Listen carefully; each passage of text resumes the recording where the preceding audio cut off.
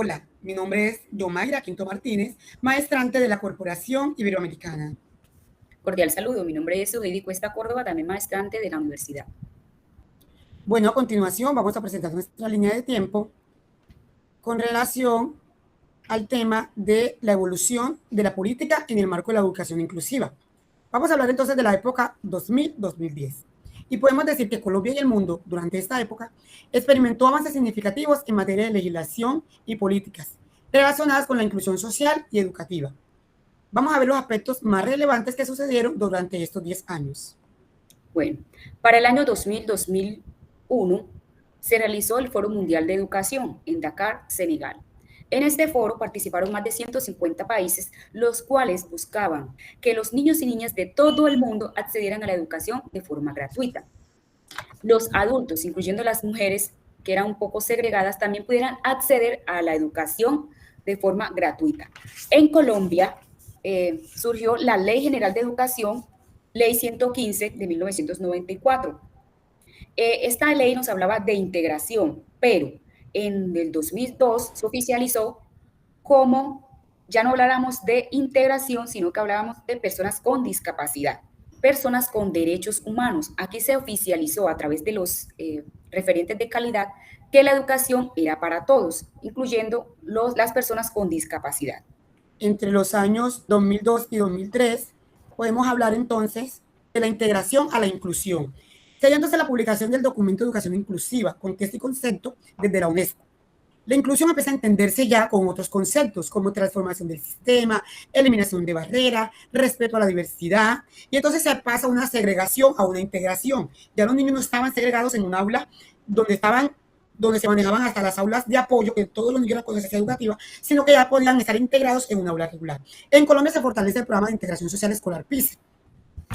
En el 2003 la inclusión se vincula a la noción de barrera para el aprendizaje y la participación. Empiezan a surgir planteamientos, investigaciones de colaboradores de la UNESCO y de otros profesores como AISCON y BOS, y que hablan entonces de que ya se cambian esos términos y empieza a hablar entonces de inclusión y que las barreras no las tiene la persona, sino que las barreras las tiene el sistema. En Colombia, por su parte, se da el diseño inicial de orientaciones para apoyar a estudiantes con discapacidad en instituciones públicas.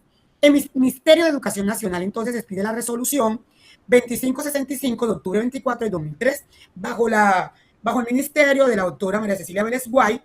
Se habla entonces de unos parámetros y criterios sobre la implementación del servicio a la población con necesidad educativa especial, quiénes la podían ejercer, qué instituciones y qué profesionales iban a participar y cómo las entidades territoriales, municipios y departamentos iban a atender esta población. Tenemos que para el año 2004-2005 se habla de educación para todos. Es una política que adapta todos los países que participaron en el foro y América Latina, en apoyo con la UNESCO, que buscan que esta educación sea inclusiva. En Colombia participan instancias internacionales como la UNESCO. Ya no busca únicamente que la educación sea para los niños con discapacidad, sino que también para las minorías étnicas, ya sean afrodescendientes, mujeres, indígenas, diferentes poblaciones que buscan que ingresen al sistema de educación nacional y de forma gratuita. Y ya se habla de una convivencia escolar. En muchos establecimientos educativos se empieza a implementar el proyecto de convivencia escolar para la integración social de todas estas personas que van a acceder según las nuevas políticas de educación.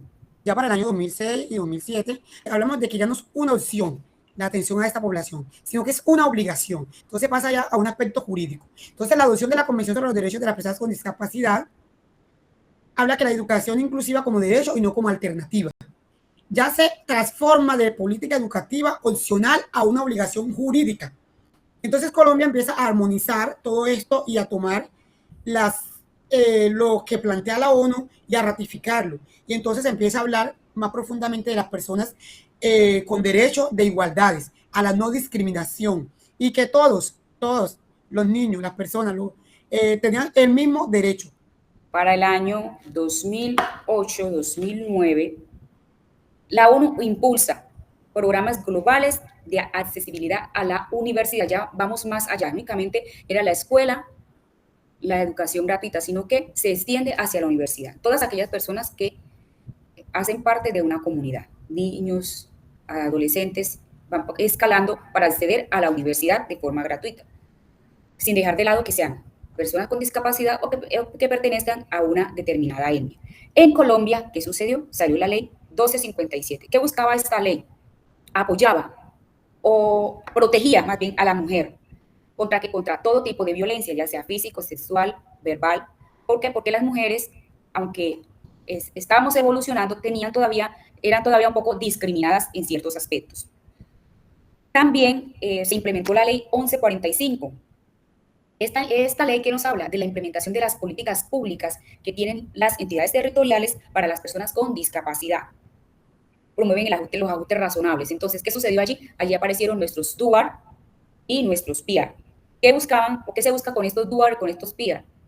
Fortalecer esas debilidades que tienen las personas con discapacidad y ayudarlos a superar aquellas barreras que se nos presentan, sea físicas, sean del ambiente o sean de las políticas que tengan diferentes entidades territoriales. Este DUAR y este PIAR se hacen en los establecimientos educativos para todos aquellos estudiantes que sean diagnosticados.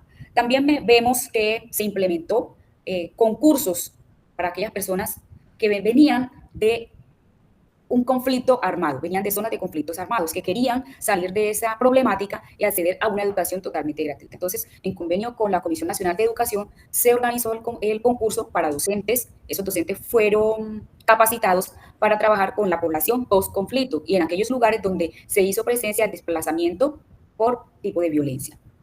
También para el año 2009 se implementó una actividad con la corporación Comprende y la corporación YEMPA, donde los docentes también eran capacitados para trabajar con niños con necesidades educativas especiales, bajo el lema Todos podemos aprender.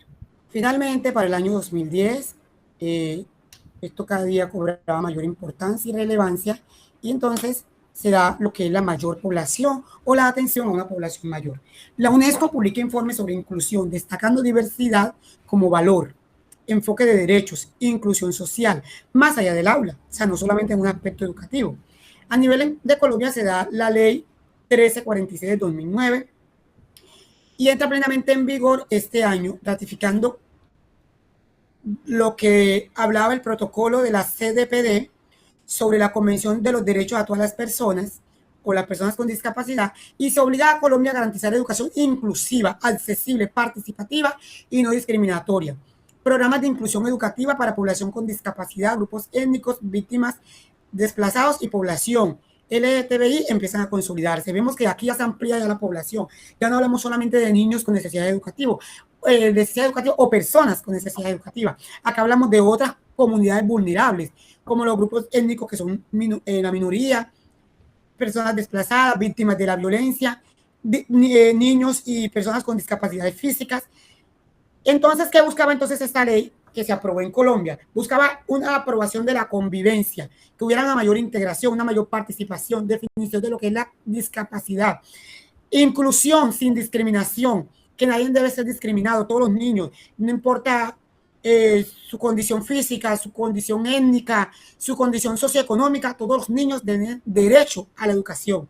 Y no solamente a la educación, sino que estando ya incluidos en la educación, tengan la misma participación.